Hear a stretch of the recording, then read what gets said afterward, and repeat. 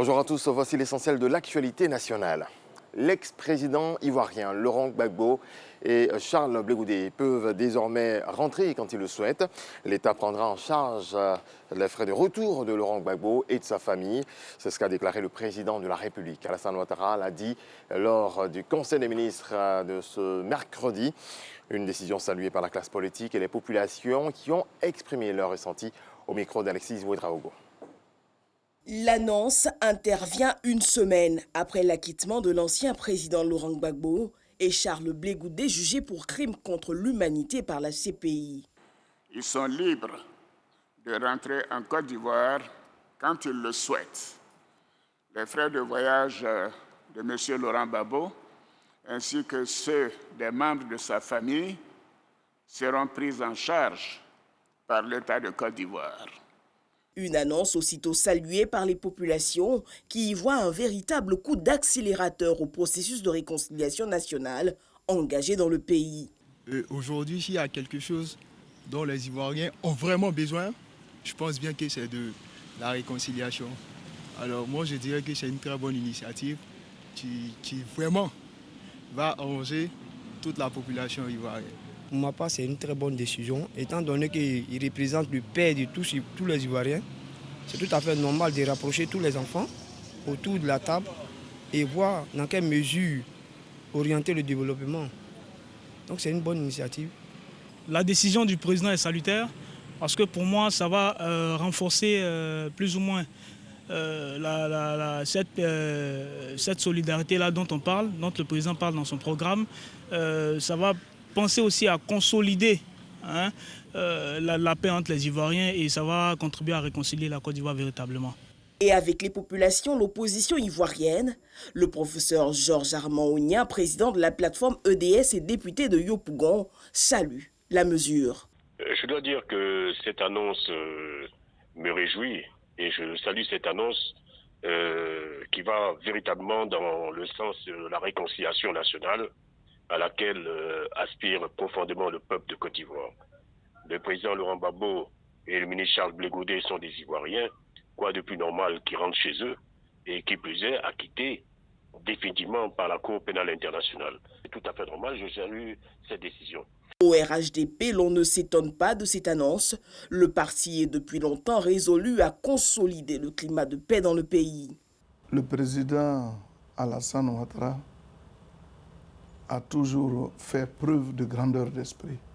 Il est d'un humanisme à nul autre pareil. Il a créé un ministère en charge de la réconciliation nationale et de la cohésion nationale. Quoi de plus normal que de dire à Laurent Gbagbo de rentrer dans son pays pour être conforme à ses propres exigences. Nous disons que le président de la République a lancé un grand message, non seulement à l'endroit de tous les Ivoiriens, mais en particulier à l'endroit de l'opposition, pour dire que le temps de la réconciliation est arrivé. Et nous devons tous nous inscrire dans la voie de cette réconciliation-là.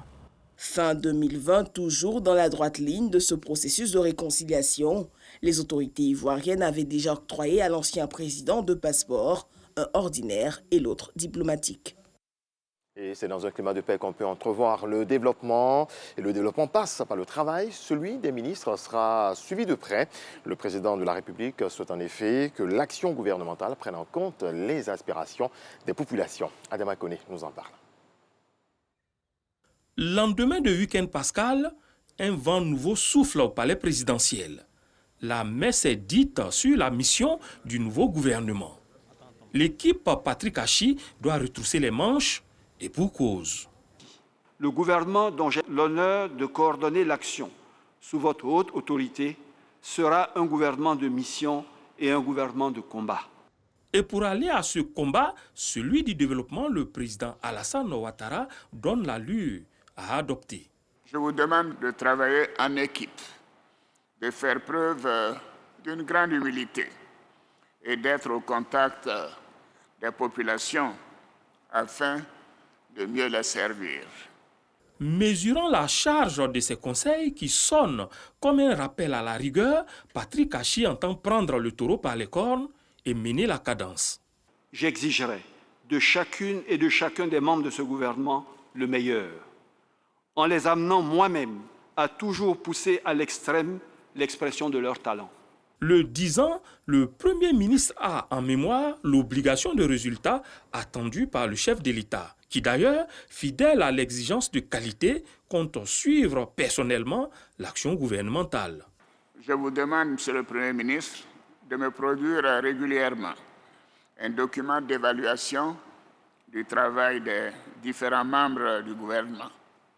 Si la solidarité gouvernementale commande une synergie d'action, elle s'appuie toutefois sur des valeurs intrinsèques.